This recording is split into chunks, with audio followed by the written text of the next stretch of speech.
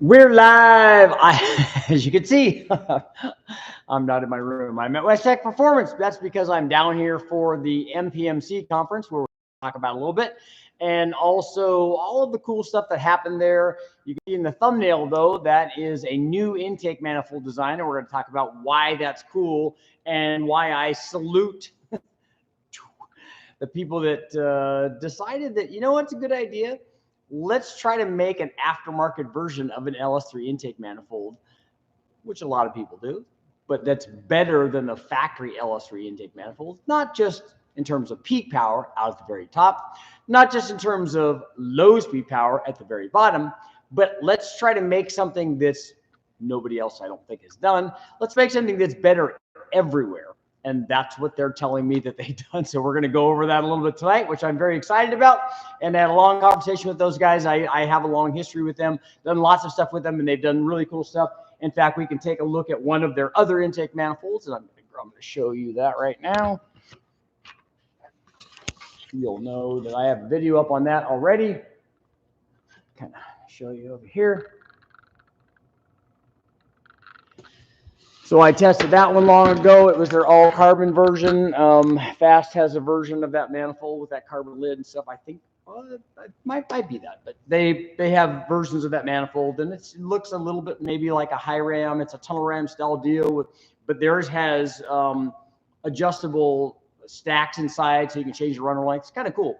This new one though that I have up on the thumbnail is designed for an LS3 intake manifold. And as you guys know, I'm sure all of the people that are here know, one of the issues that we have with on an LS motor particularly, you can get lots of power on a cathedral port application. If we put a fast manifold, for instance, on an LS3 application, we are always going to gain power. If you do it on a stock motor, it's not going to gain a ton, not because the manifold isn't good, but because honestly, you don't have enough motor to be underneath it and to take advantage of what that intake manifold has to offer. But the greater the thing is that you're testing, if you have a cam 4.8 or cam 5.3, cam 6 liter, even better, one that has cylinder heads on it, one has a little, then a good manifold makes a lot of power. If you take a look at the video that I have, please go there right now and take a look at the big test that I did. I did 20 or so intake manifolds on the cathedral port, and it's pretty easy to gain power over a factory cathedral port LS intake manifold, particularly the LS1 that we did. But if you then go to the testing that I did on the LS3 version of that motor, or that motor and that particular intake manifold, the factory LS3 manifold is very, very hard to beat. In fact, you'll note the absence of an MSD like Air Force atomic intake manifold, not because they don't know how to make that, which they did, and it worked. That particular manifold design worked very well on the cathedral port application, which they gained good power on. But the reason that they don't offer it for the LS3 is because it's the LS3, the factory LS3 intake manifold is arguably the best factory LS intake manifold that anybody has ever made. And it's very, very hard to beat. It's not hard to beat if you look at the results of a lot of that testing. You'll see short runner manifolds, your high rams, your snipers, your single plane intakes with elbows on them or whatever. Not too hard to get lots more power at 7,000 RPM or 7,500 or 8,000 if you decide you want to run out there. Not too hard to do that. But on all that testing, you'll see that if you do manage to do that, if you get 10 or 15 or 20 horsepower at the top of the RPM range, you're going to lose power everywhere else. So if you have the factory LS3 manifold that makes more power for you off idle guys, off idle to 6,500 RPM, and then the other one is better beyond that, where are you spending your time at? So that's the thing. It's, like I said, not that hard to gain power somewhere, at the top, at the bottom, whatever. The real cool thing is when we can get power, decent sized power gains everywhere. And it's very, very difficult to do. And although I have not tested it yet, these guys are telling me a couple of things. One, that this manifold, and I'm probably going to test it on a stockish LS3, and then one that has a cam and stuff in it, and then so we can kind of see the difference. And then maybe later on test it on something that's a 400 plus inch version of it, so we can see, is the same thing happening as we go up in, available power from the combination? Are we getting greater gains from the intake manifold? There's a lot of cool things that I like about this manifold, and I'm hoping that it does well. But because when I do testing, you know, I don't have any skin in the game. I don't care what it does. One's an A and one's a B. But when you put it on there, I would just like to see something dethrone that factory LS3 intake manifold. It's so good and it works so well that it's very, very hard to be better than that. The one thing I could say notably absent is I haven't tested any ported versions of the factory LS3 intake manifold, and I'd very much like to do that.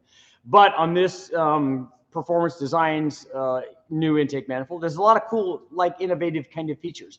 One, you'll notice the way that they did this thing, it should be low enough to fit under the hood of a lot of applications. Unlike their version of the Carbon TR or PTR that is a high ram style deal where it's very, very tall. It doesn't fit. It's not going to fit under the hood of a Camaro or a Corvette or anything. Those are primarily for drag race applications. And having something that fits under hood obviously is a good idea, like a factory LS3 intake manifold. You can also get like low ram versions of manifolds that fit under the hood, but they're very, very short runners, are definitely going to lose a lot of power through most of the curve. They're designed for a high RPM. That's what short runners do. But on this particular intake manifold, they managed to get the thing under the hood. They have a runner design, as you can see from the photo, from the thumbnail photo, that lends itself to making good power. And the thing that I noticed right off the bat, and I don't know if you guys can see this from the thumbnail photo, but the runner lengths are not the same. For packaging reasons, they had to make the runners not the same. They spent a lot of time, I'm told, making all of this work. Also, you'll notice that the fuel rail is inside the common plenum. So let me know in the comments if you think that was going to help to cool the fuel off and get extra power from fuel cooling. That's probably not going to happen, but it is kind of cool. The other thing that I'm sure guys are going to ask, and obviously I did while I was there, okay, well, it's a clamshell design. It's got a lot of surface area. What's going to happen with boost? Oh, well, it's been pressure tested to some pretty big numbers. So for the vast majority of us, I don't think that that's going to be an issue. So I'm sure that if this manifold does what they say it's going to do, then it's going to be very popular, and then people are also naturally going to want to run it with boost. And they knew that going in and designed it accordingly, and says boost is not going to be a problem.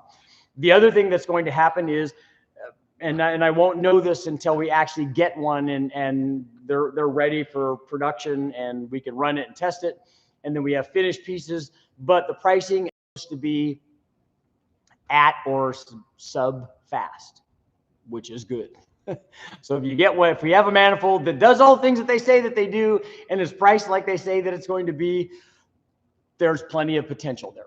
Right now, all of that is just on paper. And so until not that I'm the final word, but for my own knowledge, I want to test it and find out what it does. So I'm excited about that. So that was one of the many, many meetings that I had when I went to MPMC. And quite honestly, and I wanted to talk a little bit about that because I haven't seen you guys for a while. The MPMC conference was very, very good. And what that is they rent out the Embassy Suites Hotel, not the whole thing, but 4 or 5 floors, let's say. And then all of the manufacturers will get together. They'll each take a suite. And then what they do is you will, ahead of time, influencers and journalists and stuff, journalist types will make a schedule to meet with as many of these people as you can. You have 25 or 30 minutes or something, and they ring a bell and you go in and you sit down and you talk with people and say, hey, look, you got what kind of cool things do you have? When I went to meet with the guys from Performance Design, they're like, you specifically are going to like this intake manifold, because they had carbon fiber intake manifolds all around. I'm like, yeah, I'm definitely in the right room. But they said, okay, this is, because when I sat down, I was sitting, this thing was right in front of me. I said, well, obviously we're gonna have to start with this one. So you go into the rooms, sit down, talk with these people, and you can talk to them about doing projects or what kinds of things would you like to see me test, or all of that stuff. So it's kind of a cool deal. One of the things that I like about it, one of a couple of things, one is that for me, it's an opportunity not only to go talk to those people, but a lot of that stuff, I know these people, I can talk to them on the phone and say, hey, look, do you want me to test this? And they're, yeah, let's do that, or whatever. Also, I get an opportunity, a lot of these people are friends. So it's an opportunity for me to go there and talk with people and in person and sit down and have a drink or tell stories or laugh, whatever. we have a very, very cool dice game that happens at the, and some of the viewers here have, I got to talk to and meet in person. So thank you very much. That was very cool. And the dice game is very, very exciting. So you get to meet with, Chad Reynolds was there, and so I get to hang out with people, McGann and Jeff Smith and all these guys that I've known for a long time, but I don't get to see that often. So it's cool to get to sit down with those guys and just kind of hang out and talk about cars and, talk about how fast we were in line and all this stuff. So it's a pretty cool deal. But the other thing that happened is it's a good opportunity to meet new people and make new friends, which I have my very first official interview I did while I was at the MPMC conference, and you guys will be seeing that. That is with the Alex Taylor. So we had a lot of fun. So it'll be a good deal. What else do we see? Oh, and we talked to the guys from ProCharger and Vortec and Airflow Research, and it was a lot of cool stuff. Sitting down with all of those guys, it's not hard to come up with ideas to test. We want to run, Airflow Research has their new Hemi heads coming out, so we're going to do something obviously with that. What I want to do with the guy, for instance, what I want to do with the guys from Vortec is I talked to them about, I want to do some California, basically emissions legal performance stuff, not so that I'm tailoring it that only to people that live in California, but if we put heads and cam and intake and supercharger on, for instance, the thing that I want to do it on is a 5-liter Ford. If I do that on a 5-liter Ford, everybody benefits from doing all of those modifications and see how much power they make. But if I specifically choose these things that are emissions legal for guys that are 50-state emissions legal, some of the guys don't care about that, but some of the guys do. So the guys that don't care about it, just look at the power numbers. And for the guys that do, you get to go, hey, look, I can get those power numbers and I can get EOs on them, which is very, very cool. So we have that coming up. Obviously, I've done lots of stuff with the guys from ProCharger. They have good stuff. In fact, we have if we take a look right over here, we have a ProCharger on this particular vehicle right here, or in this particular motor. That's probably, I'm thinking that's like an F1A94 or something. We can look at the top of it. It is an F1A94, and they have introduced, I'm sure, a couple of new blowers and something that's a couple that I might like to test that are, and I like to see this in the industry, that they've continued to improve the breed, made them more responsive in certain areas and more effective in certain areas, and I think that's kind of cool. So I get to meet with those guys, and they get to tell me some of these upgrades that they've made. I got to talk to some people, like the guys from Fidanza. I asked them, asked almost everybody, do you have parts for a 1984 Dodge Omni GLH turbo? And some people, they have fuel pumps and stuff. And I think that the Fidanza guys used to do cam gears for those, and they didn't have any more in stock. So I'm going to keep looking for that. But they did have flywheels for it. So we'll be able to utilize some of their stuff. So it was a good time to, or a good opportunity for me to meet with these guys and sit down, talk with them, and take in all of the cool stuff. And like I said, get to meet new people and talk to old friends and stuff. So I do like coming down for that. It is one of my favorite events. I actually like the MPMC conference better than I like SEMA. SEMA is a little hectic. It's, you don't get to stop and talk to the people that are there because I don't want to bother them. They're hounded by people left and right, of people that want to, I don't know, get something from them or whatever they're trying to do. And so they're just, it's nonstop for them. And I just don't even want to be party to that. And it seems a lot more walking than MPMC conferences. In fact, a couple of years, I just used my hoverboard and rode around. So it made life a lot easier. So I want to see, I miss you all you guys. And I want to see what you're doing tonight. Hopefully we'll be getting back on schedule. We'll be doing more live feeds and stuff. So I'll see what you guys got going on. Thanks for all the videos. Yeah, it's awesome stuff. Richard has the best hair. Yeah. Let's see. Yeah, the intake manifold is very impressive. Let's see. There's so many videos on big bore engines. Why not do video on big horsepower, small bore NA engines? Like what, for instance? Are you talking about a 305 or are you talking about a 5.3, a 4.8? What specifically are you talking about? I have puppies been keeping me busy, very, very busy because, and you know, they're adorable and they're awesome and we love playing with them and stuff, but they do not want to sleep through the night. And so they want to wake up about 3 and then we take them outside so they can go to the bathroom and then they want to like wrestle for a while. It's 3 o'clock in the morning. It's freezing. It's, you know, but that's part of the living the puppy life.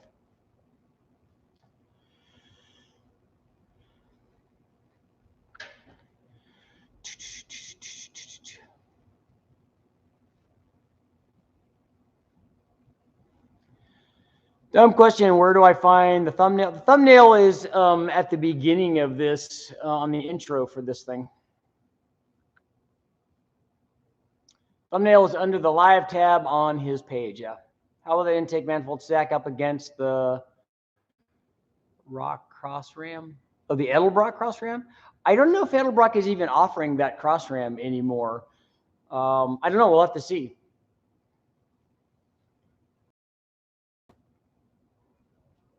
Sean, sorry to miss tonight. Oh, you're at Houston Raceway. Well, if you're racing, good luck, man. Okay, I'm scrolling. What's your opinion on boring an LY6 to 4065? Everyone tells me the block will crack under boost. Going to run a torque storm on a small pulley with a 42, 43 heads. I would recommend against it. There's no reason for you to go to 4065. If you have an LY6 and it's an iron block and you want to bore it, just go 4030. There's no reason for you to make it thinner when you're adding boost to it, and especially if you're adding boost to it. I don't think you're going to gain anything. And you are going to potentially lose something because unless you're going to sonic check the block and you know exactly how thick the cylinders are, there's no reason to do that. Ported LS3 versus fast or MSD. Well, an LS3, MSD never made an LS3, so they don't have that. Fast did make an LS3, but there's not really much of a gain versus the factory one. And I've never tested a ported LS3.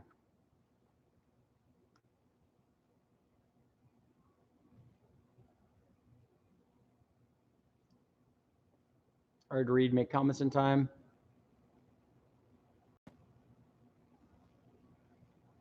You need to smooth those trumpet molding edges. No, I think that they're probably the way they are. Let's see. Good evening, Rich from who is it? Shorties? Shotties? Porting service? Nice. Installed some limit straps today.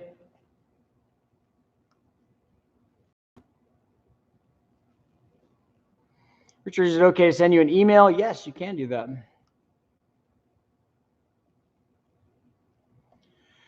Richard, who makes a decent set of cheap Gen 3 Hemi heads? I don't know what you mean by cheap. The cheapest heads you're going to find are over at the wrecking yard. It's going to be an old set of 5.7 heads, but you're going to have to worry about the seats dropping out of them. I don't know if anybody has cheap ones. I don't know if you have Skip White Hemi heads or something like that work and they're inexpensive. Airflow Research sells them. Edelbrock has them. I don't think TrickFlow has Hemi heads. Are there any photos released yet on the intake besides your thumbnail picture? Yeah, I have stuff on my Instagram and Facebook accounts. I have some more photos on it.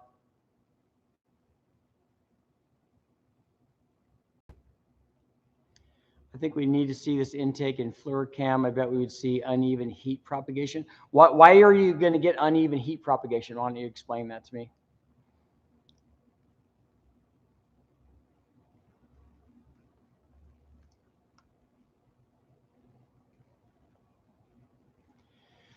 Let's see. Anybody have a small Chevy tunnel ram they want to sell cheap? I miss PRI in Orlando. That's what I was telling people the last time I was at PRI. It was in Orlando, so obviously that was a while ago. Aim a FLIR at the headers. Since we have EGT probes in the headers, I don't really think we need to get an external temperature.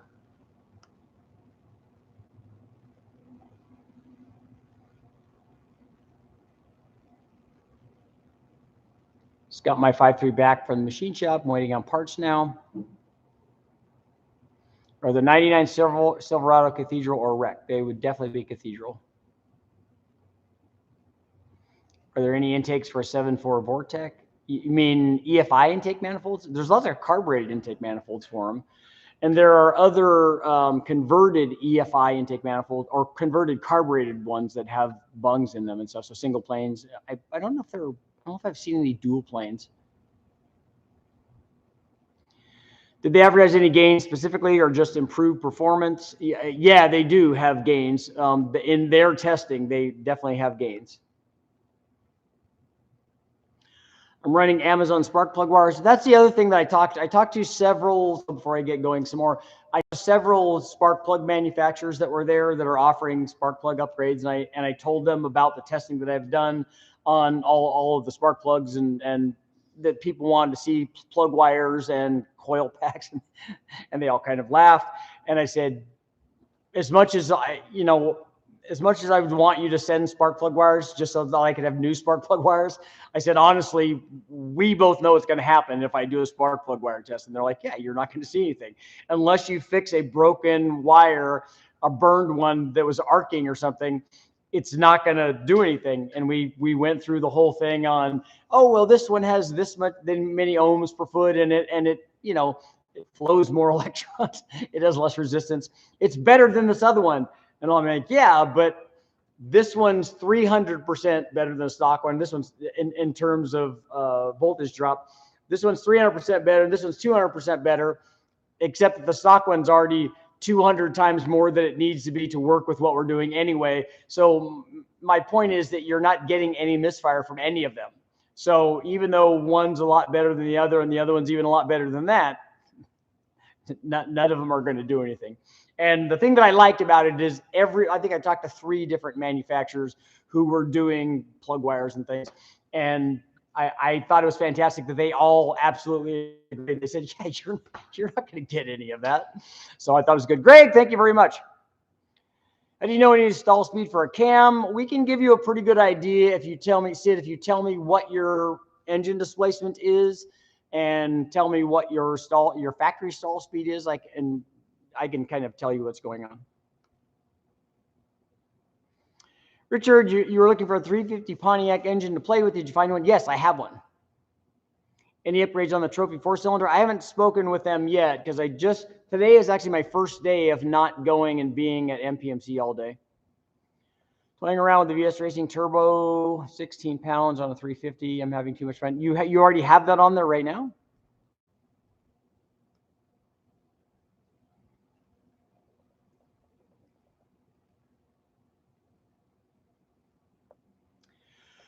Can't wait for some 2.5, 2.2 stuff. I had the motor out of my Spirit and finally putting in some bottom end stuff, so it's not something I'm concerned about. I have for your 2.2 and 2.5 guys, I have the David Vizard head here. I also have the Car Farm head, both Car Farm heads here, both ported ones. I'm hoping to maybe do some flowing tonight, so it should be, we should have some data pretty soon. Putting Peanut Port Gen 4 big block Chevy heads together, use around 20 cc dome pistons to make up for the large. That'd be okay to run an 87 or a smaller dome. I think that would put us up. I'm thinking it was around 10 to 1, but maybe it's less than that on a 454. Maybe I'm thinking it's around 10 to 1 on a 496. So I'd have to go back and do the math on that, but I think it would be. We run all of the big blocks with that 18 to 22 cc dome piston on. We run it all on 91. I don't know about 87 though.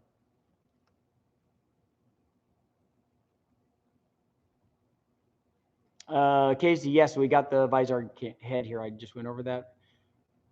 Richard, is the torque cam the best cam to run for a stock converter, or is there something that gives me a little more lope?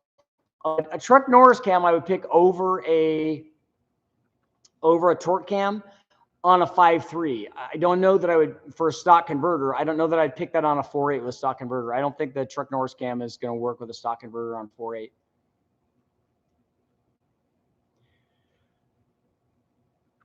Where do I find your email? I'll put it down right here.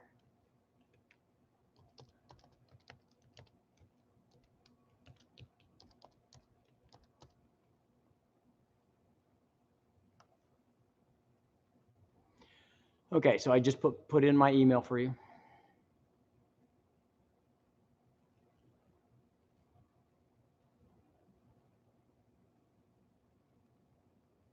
Sergeant, so there he was rolling down the street doing 65, heard a big old bang, lost amp and power steering. Guess what happened? Did you break a tensioner? Did you break a water pump? Did you break the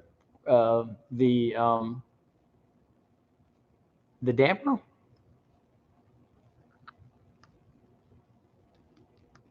Hey, what are you doing there? I don't know what you're trying to do there. Stop. Let's see. Okay. Now we're going. Now we're rolling.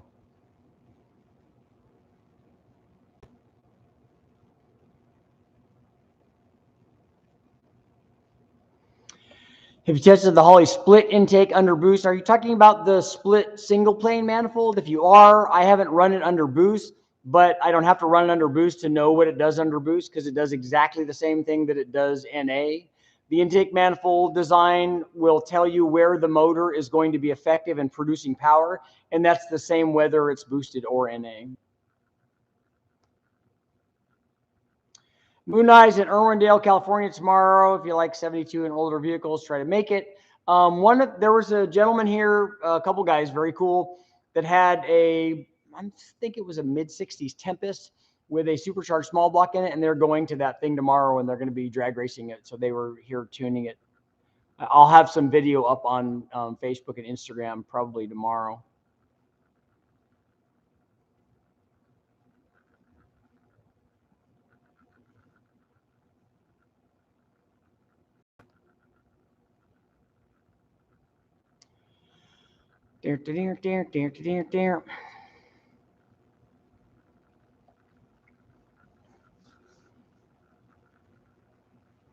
Get a truck. I have a truck. So when done proper testing using VVT on an LS series seems crazy. No one uses it, or it's not as effective as a single cam versus twin cam.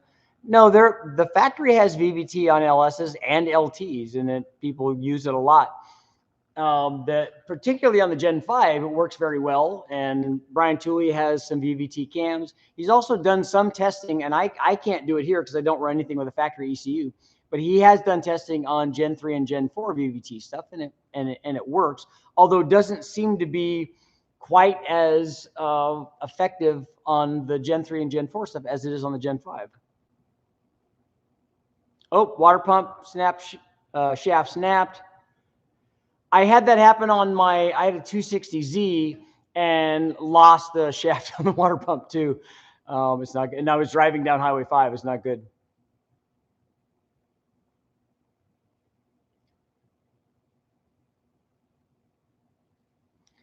Doctor, I can see you're kind of wanting to do the same thing, and I don't understand. You maybe haven't seen any of the trophies and stuff that were behind me at the house and stuff, and I'm guessing that you're probably a troll. So, let's just do the easy thing here.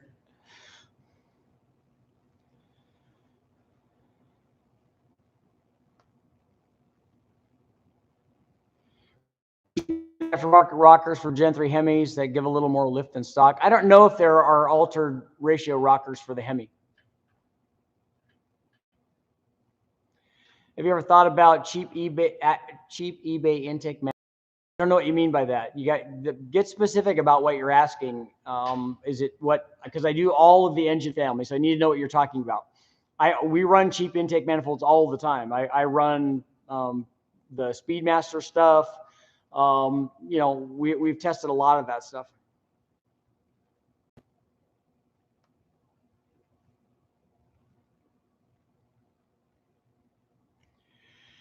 Richard, if I run a torque cam with a GT45 single turbo on my 4.8, would the stock fuel injectors work? No, you need to upgrade them. They're not anywhere near big enough for the combination of added power that you're going to make, and then you're also going to have to make it run richer. So both of those are going to require more fuel.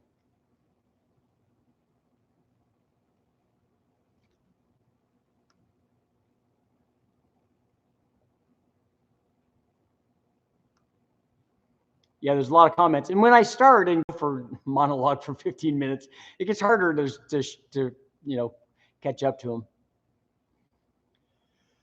Richard, on 5.7, when they drop a seat, do they ever bend a rod or bust a hole in the piston? Yeah, it can. If you drop a seat, it usually damages the motor pretty bad. It'll destroy a piston.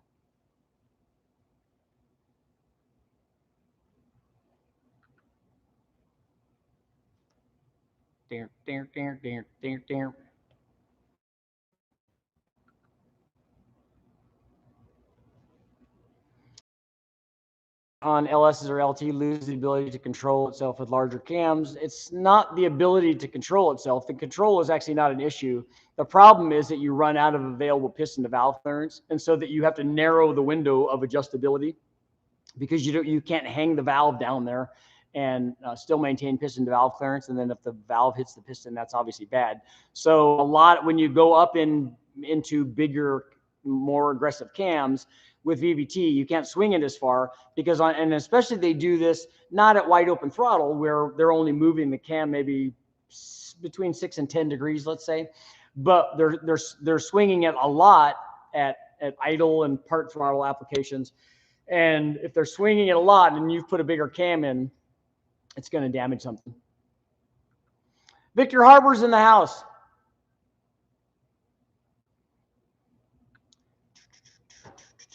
Let's see.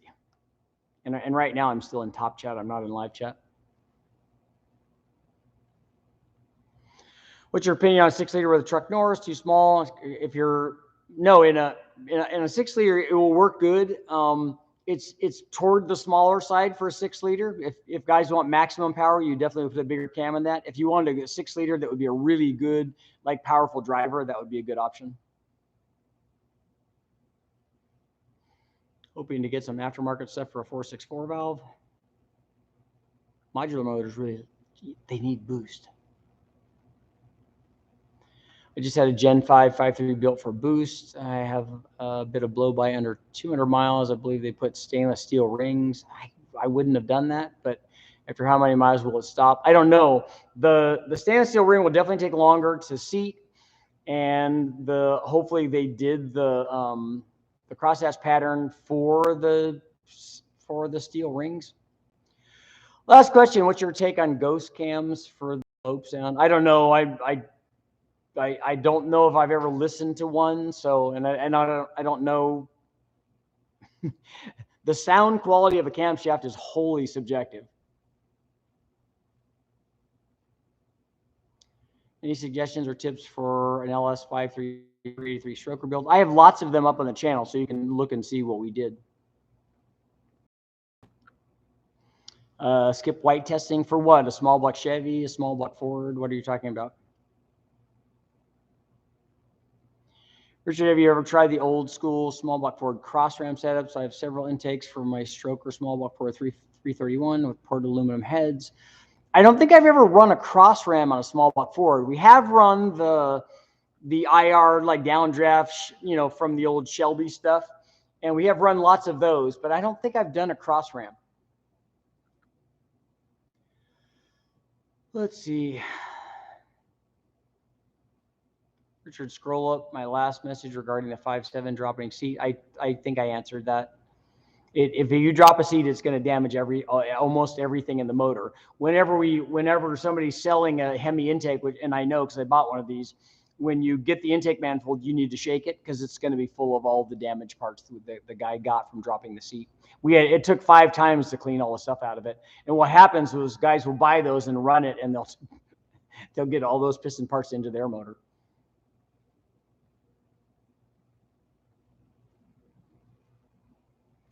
Richard, I sent you an email with side-by-side pics of Eaton M90 versus a Roush M90 for comparison. Okay. I don't know what I can tell by a photo. The Roush guys and whoever designed these, Roush usually does their own castings like most people. Everybody buys the same rotor pack, and then they do their own castings for their intake manifold design the way that they want it and the way that they want it to fit for whatever application that they're doing it. Same with the TVS, like the 2650 stuff. They do all that, and then they have various people make their own castings to accept that rotor pack.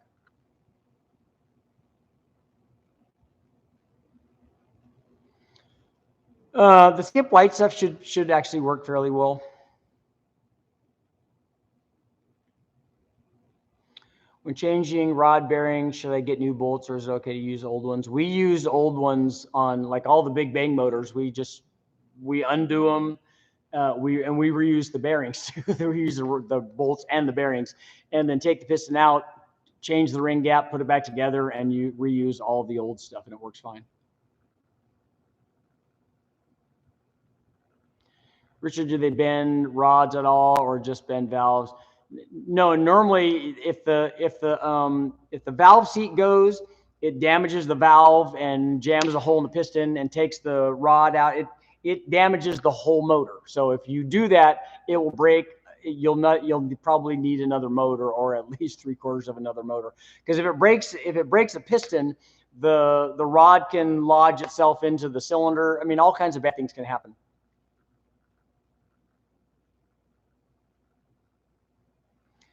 Most important thing to consider when twin turboing a Gen 3 Hemi or Gen 3 Coyote. Coyotes are really good motors. I think a lot of guys don't do it. I would take it apart and I would add ring gap to it. I would put head studs in it, and then other than that, the Coyote will make a lot of power even starting in trim. I would run good gas in it. I would have a good intercooler on it, and obviously you need to make sure that you have a big enough set of injectors and big enough fuel pump or pumps, and then the tune is kind of critical.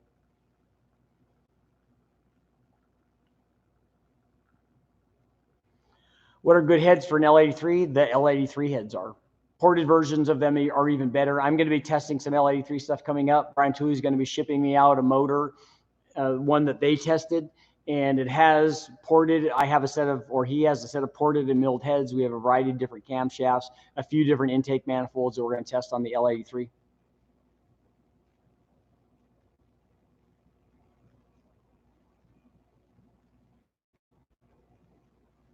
With the same bore spacing, will the LT6 flat plane crank work in a Gen 4 LS? I have no idea.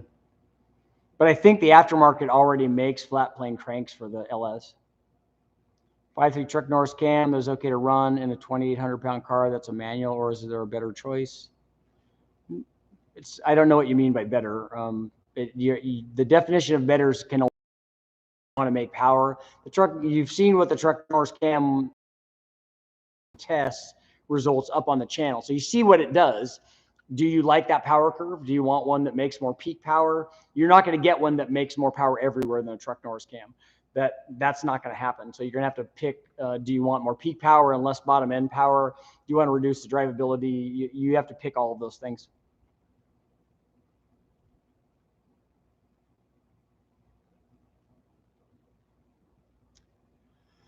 What's a better performing head? A ported 243, an AFR 210 budget head?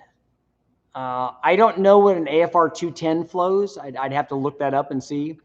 A ported 243 head can be 320 CFM, and it will flow enough to support 650 horsepower. Most guys would be putting that on a 5.3 or a 6.0, and you're not going to be making that much NA power anyway. So either one of those heads are probably more than you need.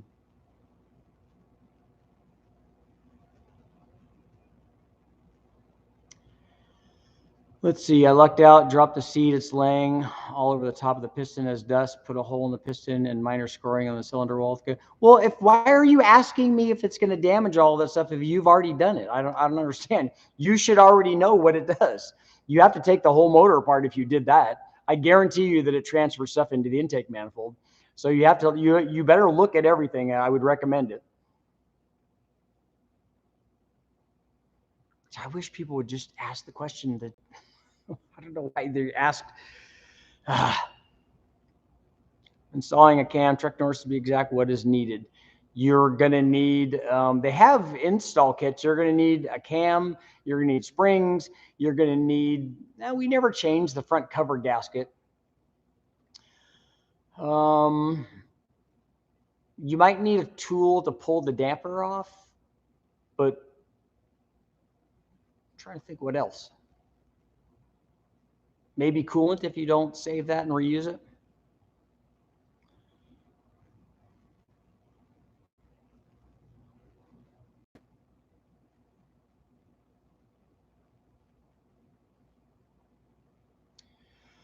David Visor done a video on finishing the 2-point cylinder head. I think that the videos are probably done on the 2.2 head since I have it here. I probably will do a live feed tomorrow, and I can show you that head.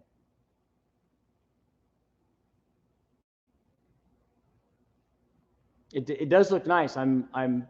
There's definitely a dramatic difference in, at the very least, the chamber shape, and they're both bathtub heads that I have there. I haven't looked at the other swirl head, the ported swirl head anyway. There's definitely a dramatic difference in the port shape, the way that they did the chamber work, not port shape, the way that they did the chamber work between the head that Vizar did and the guys from the car farm just basically fluffed up stock heads, and they didn't re-engineer it the way that David did. So it'll be interesting to see. I'll be interested first to see what the airflow bench tells us, and then obviously the dyno is really kind of what we want to do.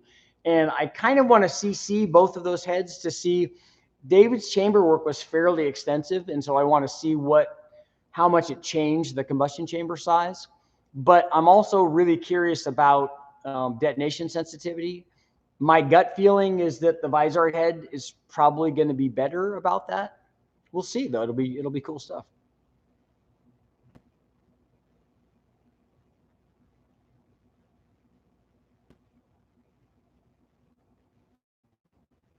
Let's see. Do a 305 Chevy Big Bang. I would rather do an L31.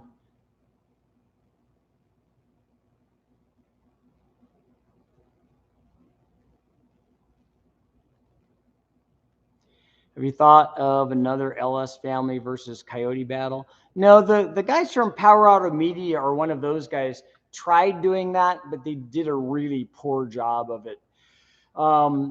Both of those motors can make a bajillion horsepower. So a battle probably would get a million views, quite honestly.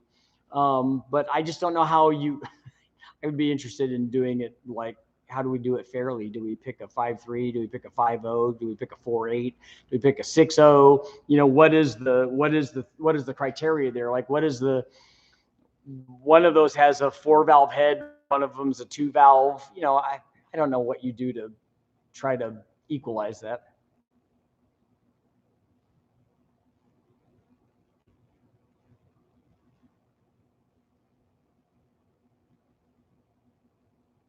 If you have dropped a valve seat and hurt a piston or something, you need to take the whole motor apart and see what's going on. How about a 318? No, I have a 360 right now, but I probably won't do a big bang on that. But I will run boost on it though. I don't know. Are there lots of people out there running turbo 318s or turbo 360s? And would they want to see it on an LA motor or a Magnum? Excuse me, the Magnum, in my opinion, would be much more plentiful.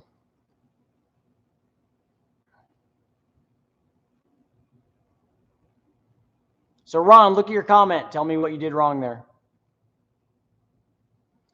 What rings do you recommend for a boost build on a boosted Gen 5 6.2? I don't know. I've never even run boost on a Gen 5 motor, so I don't know. The stuff that I do is primarily stock rings that we add ring gap to.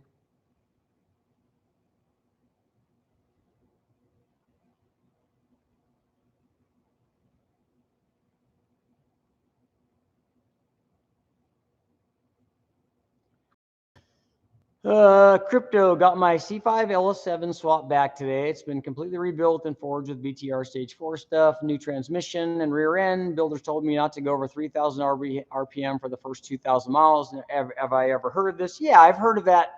And also the thing that they should tell you is actually not so much RPM related, but it's also load related for breaking the motor in. We have, when we do break-in cycles on here, we have computer controlled break-in cycles on the dyno. We usually do them for sometimes 2 15-minute cycles. And we vary the load, but the load we're varying it to is usually, let's say, between, I don't know, 40 and 50 foot-pounds and maybe 100 foot-pounds. As it cycles through, it varies the load also, so it varies the RPM. But, you know, just if you're breaking it in, it was really hard for me. I remember specifically on my very first car, which was the split bumper Rally Sport 1970. and we had to rebuild the motor with my dad, and we did. And then I drove it around. I said, you have to take it easy. You have to break the motor in. And so I really tried to take it easy.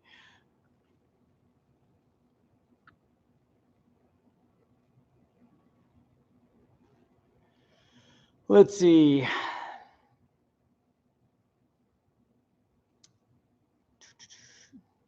Good job, Ron. I have an LQ9 stroke to 408, K1 kit, 823 heads, LS3 intake. What RPM should be safe to run to using a sloppy best cam and BTR? Well, that sloppy best cam is a 219 duration cam, so it's going to make peak power at like 6,000 RPM or 6,100 RPM anyway. So RPM is not something that you're going to have to worry about. You're not going to be going over 6,500 anyways.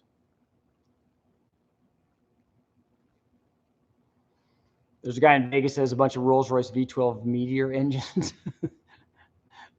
that would be exciting. It's really nice to see GM powertrain engines being tested. Let's see. That's right, Sergeant. Whose intake's in the picture. It's called Performance Design. And it's the one that I took a look at when I was at the MPMC conference. It's very cool. I was very excited about it. When we were having the conversation, I told them that. I said, look, I said, I have to give it to you guys. I said, you have been doing this a long time. And these guys were, I think these are guys that work for K-Tech and helped develop the C5R and C6R intake manifolds and stuff. So these guys know what they're doing. And they have done a lot of things on intake manifolds that you see elsewhere too. So, but when we were talking about doing the LS3, I said, look, I got to hand it to you guys. I said, it's pretty ballsy for you guys to go in and decide that we're going to do an LS3 intake manifold. And not only that, we're going to do one that's better everywhere. Because you know how easy it is to do short runner, more power on top or whatever. And so I said, that's a steep hill to climb. I said, you know that that's the case, and I know that that's the case too. And they're like, yeah, we knew it was a steep hill to climb. And then we started climbing the hill, and we thought, this thing's only getting steeper. So it was a great conversation. Like I said, that's a hard deal. It just might not be there.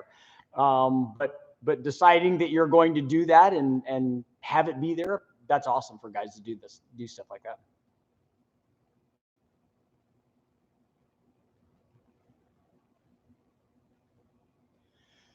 Oh, let's see. I actually had pizza tonight. It was delish.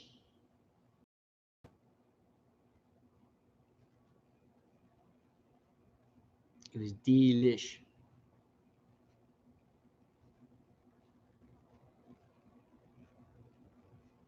Let's see. Dodge Omni Dyno. John, I'm actually hoping that's going to happen. I talked to Ben tonight, and he actually got his GLHS charger running, and found out, interestingly enough, if you guys go check out the Car Farm stuff and go check out his channel. Also, obviously, check out David Vizard's channel. And as always, go check out Garage 54 and Project Farm. I think it's Project Farm, right? Is that what it is? Yeah. Make sure to go check those out. I like all of those. But I talked to him, and he said that because he changed the head gasket on his motor, and then also had to change the computer. He found out that actually the computer was not. He has a stage 2 computer, and it was not working, and he swapped it out.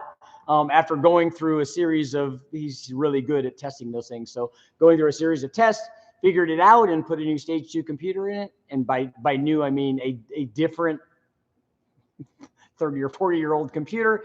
And now it's running great. So now he's ready, because we wanted his car also to go to the dyno, because we want to run his car like with a stock computer and then with a stage 2 computer, and then run my car. And while it's out there, before it gets kind of stripped down and repainted.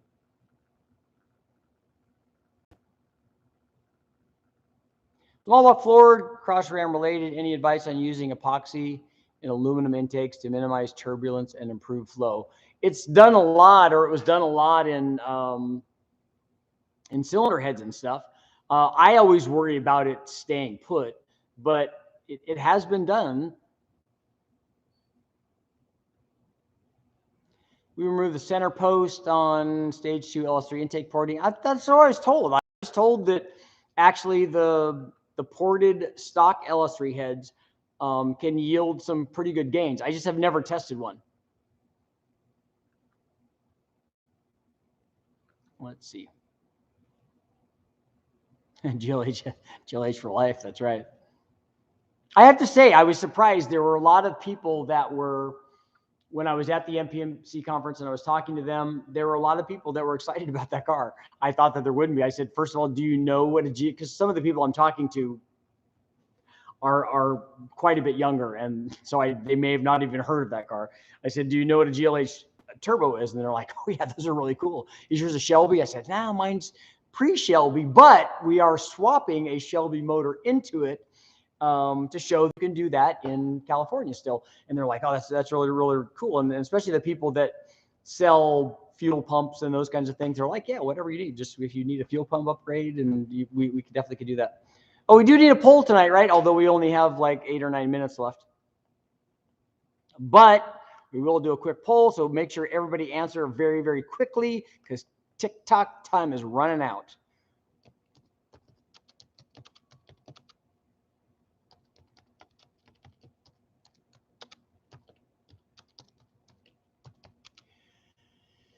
LS3 intake.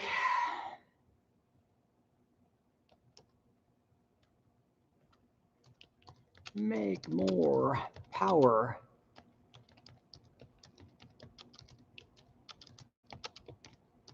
Than the stock LS3 intake. Okay, well, the new performance design LS3 intake, more power, make more power everywhere than the stock LS3 intake manifold.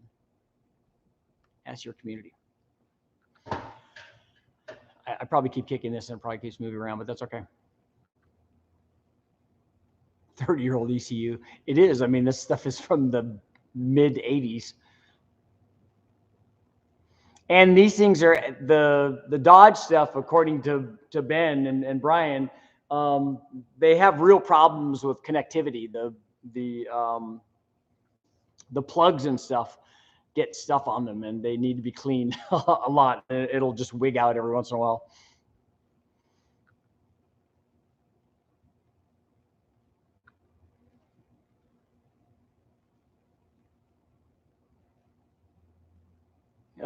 Steve, why can you explain to me why that is sad? What engine was in the turbo coal? It's not the 2.2. That's the turbo 1.6. I think that was a Mitsubishi engine, but I'm sure Dean will let us know.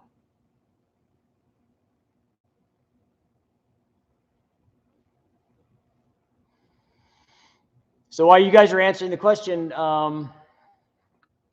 what I was going to ask something else now. No, I don't remember. 2.6 was not in the Colt. 1.6 was in the Colt. Darren Morgan uses epoxy. Yeah, I would think that he would.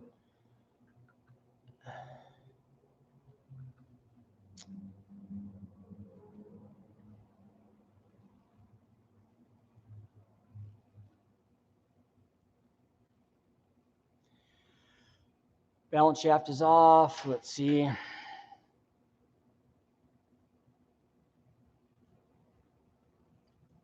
Nowadays, our kitchen appliances with more processing power than 1980s ECU. That's probably true. I'm sure that that's the case. They could do several bytes an hour.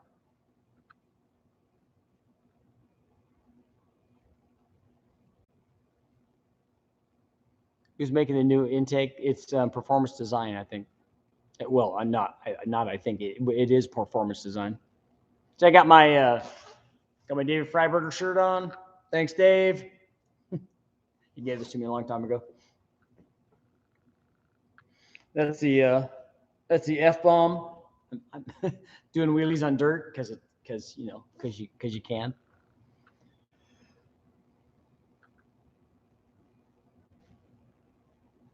Laswell, thanks for your videos.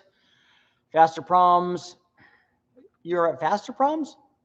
I like your stuff, man. Let us know. You want to test the ported LS3 against the new one? Yeah, that'd be cool.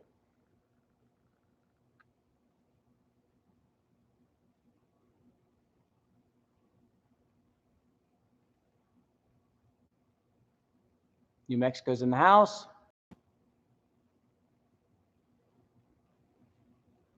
If you're coming back to Ohio to pick the car up or engine, I'll buy dinner and drinks. Well, I will be coming to pick the car up whenever it's ready, but it's probably not till it gets warmer, I would imagine.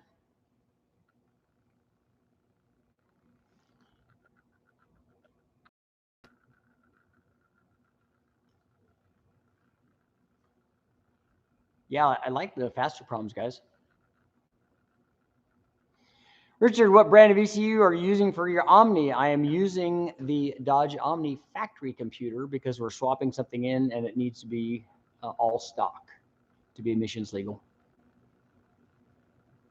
But when we're running the motors that we're running on the dyno, the 2.2 and then eventually the 2.5, we're running those on a Holley HP using an LS harness and an LS cam sensor that I've made the factory distributor work with.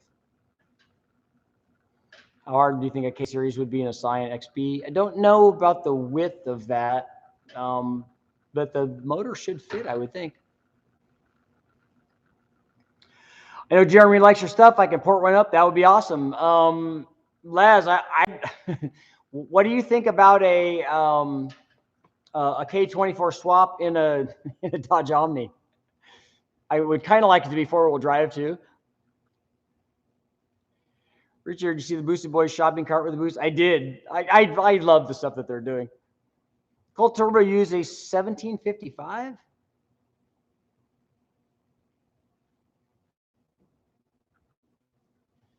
Let me see here.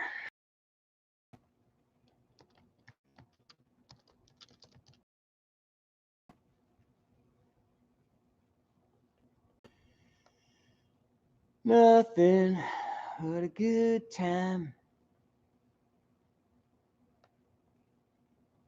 Let's see what we got going on there. Bring a Trailer always has stuff, but those things, sometimes those things are like real money though.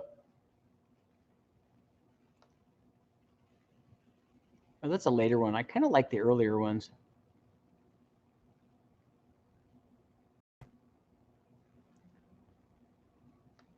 When did they first start making those? It was like the mid 80s, right?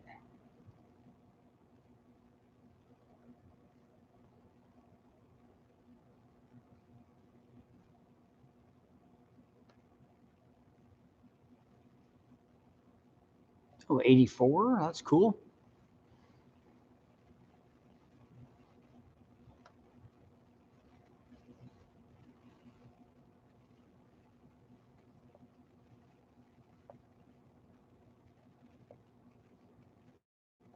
Trying to scroll down. Is that it's not a twin stick car though, right?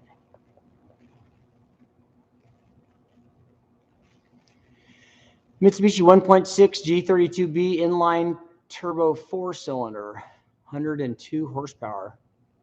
Very spirited. Very spirited. Let's see. You're south of Canton. Okay. Sciences. Turn these off. Turning those off. Let's see.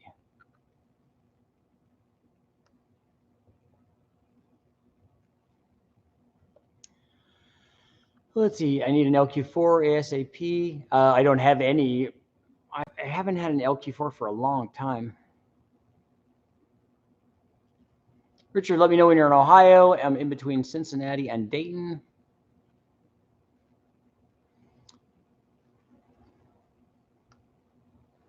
South of Canton.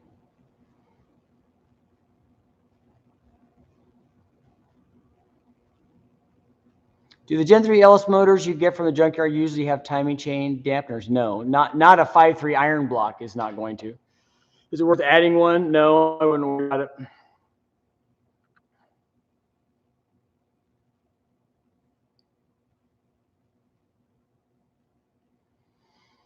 You know, lots of people in Ohio. Lots of people in Ohio. I'm trying to think of who. Trying to get some information for you guys. Let's see.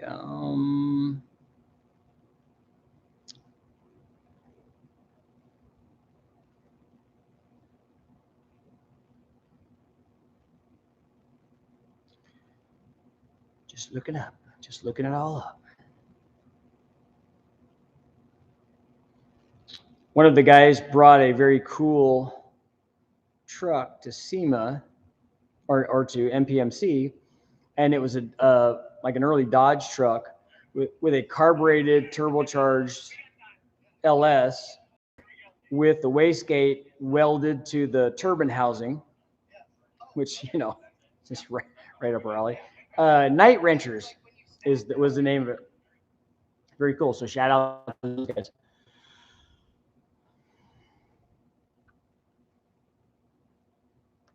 The audio isn't coming through. Everybody else can hear me, right?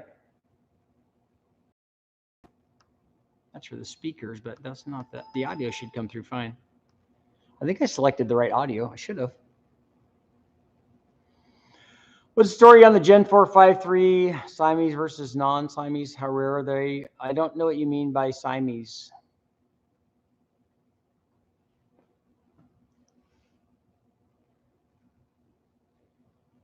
Getting some work done. Boat left yesterday. 350 Dart, 228, 232 over transom exhaust.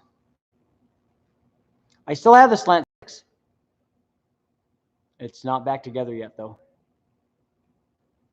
I think he's saying you didn't answer his question.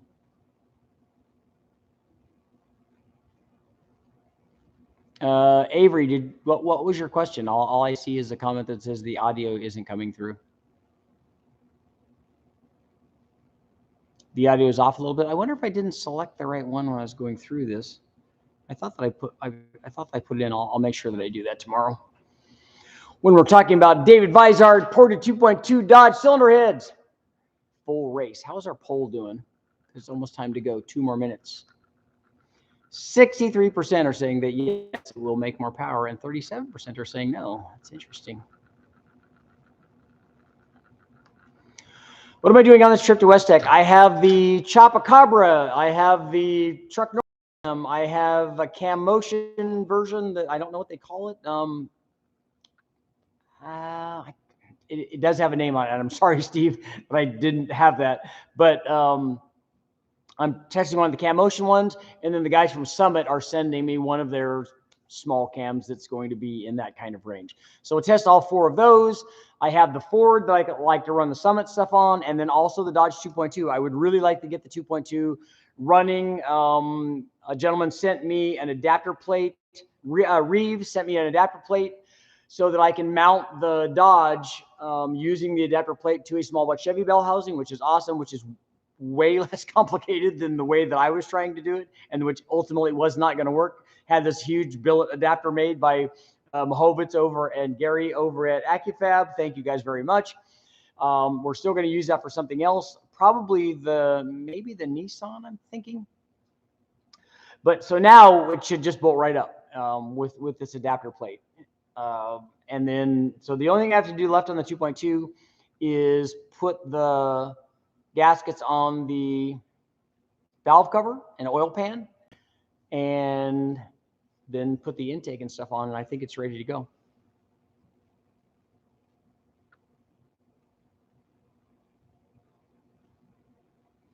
Richard said, don't add a timing dampener to an iron block. No, Richard said, don't. The timing chain guide is what most people would add. Most people are not going to add a tensioner to it, because a tensioner is one that they use in the 3 blocks. The LS2 uses, it's just a big trapezoidal block that you bolt into the 2 bolts that are there. Those bolts are not drilled and tapped on the 5.3 block, on those iron blocks. So you'd have to do that yourself. And again, it's not really necessary. The motor that I have in my truck, 325,000 miles, almost every motor that I've taken out of the wrecking yard is a minimum of 100. And I honestly don't know if I've ever had one that's only been 100. They're usually 200 or 200,000+ miles, and they still run. We put the factory chains on them. If you want to get really crazy, you can put the chain from Germany in there, and that works good.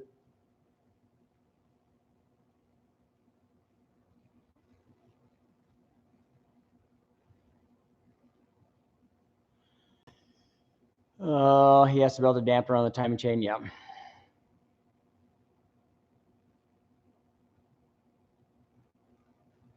I bet you would lose low end torque with the intake manifold. But I believe a change in the velocity. This one, you can't change the velocity stacks in it. Pick a turbo that matches your power goal and be realistic about your power goal. Did Vincent? How do I know what turbo to choose for my K24? Yeah, that's right. Michael's absolutely right. You pick the turbo, you decide on how much you want to make, and that's the first thing. And then you pick a turbo accordingly, and then you start picking other things like what can I do to change the response rate. This will more than likely just shift the power curve, just like most other unrestricted intakes do for these motors. Interesting, never paid attention to the aluminum 5.3 blocks. The aluminum 5.3 L33 does not have, the one that I have does not have provisions for a guide on it.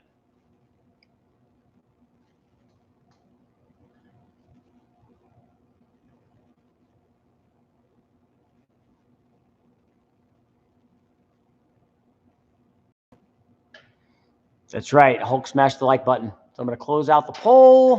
You guys had your opportunity. How many people voted? 79 votes. Really? Nice. Real nice. And our poll is out.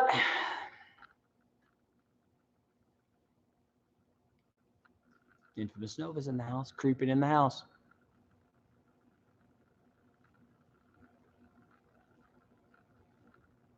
Turbo Centra, have you run your motor some more since the last time we talked? Are you running more boost? Are you running more timing? What are you doing?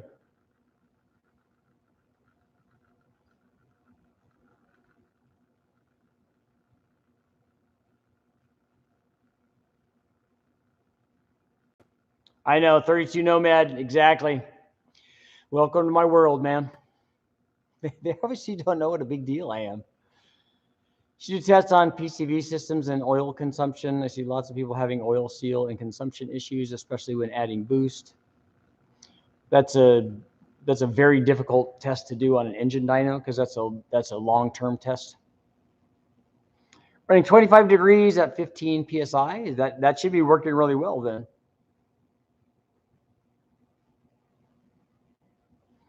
Yes, there's a top secret chain from single roller timing chain, replacement timing chain from Germany.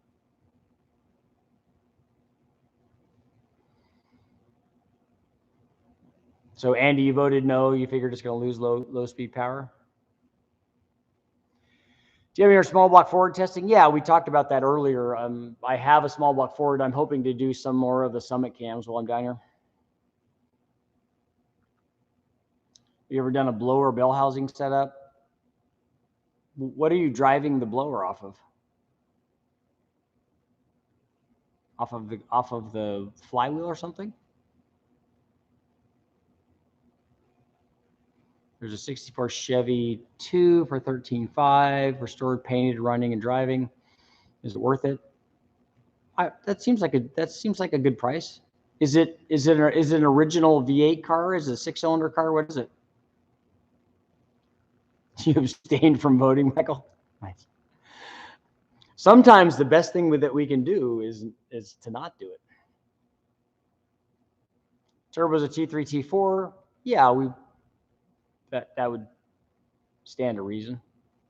I mean, that's what a GT3076 or GT3582 is going to be.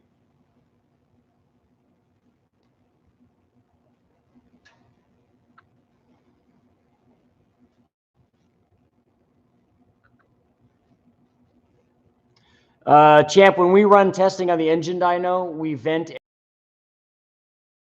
Big fan of drawing oil vapor back into the motor.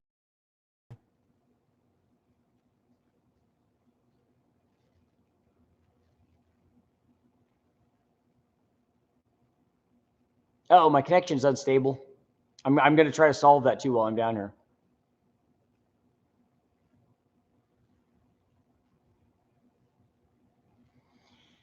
Richard, do you know of anyone who has tried injecting hydrogen peroxide? Yeah, during the war, they tried everything.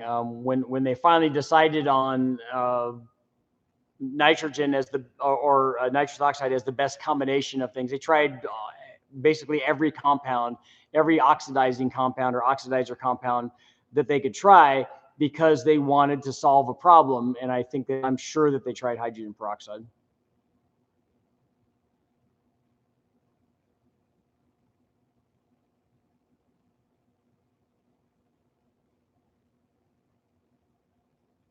Turbocenter, it's faster, makes more power. Did Turbocenter, did you dyno your motor before? Did you chassis dyno that thing before you started making these changes? On Facebook Marketplace, there's a 400 Pontiac with a Muncie 4-speed, pretty cheap. That's cool.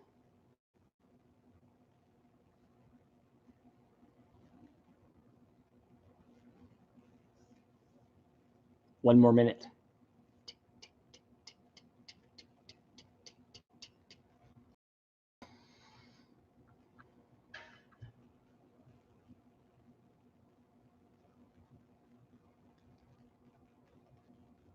So, Monty, you're going to try doing some stuff with them?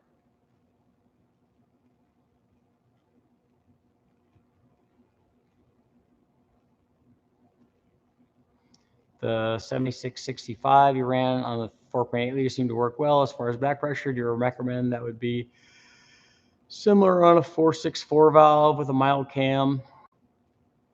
Yeah, the back pressure might even be a little lower on the 464 valve. I don't think that that's going to make the same torque that the 4.8 does. 700. Yeah, it's not going to take 20 pounds to get 700.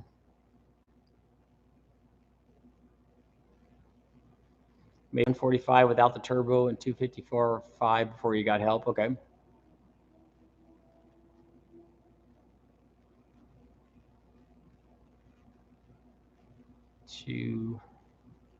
So, Center, are you going to take it back after you think that you kind of get it dialed in to see what it makes? And on that note, it is time to go, but I will be back tomorrow, and more than likely I will be back tomorrow morning so we can do some project mode, because while I'm here, I'm motivated. Thank you guys all for showing up. I will be back tomorrow.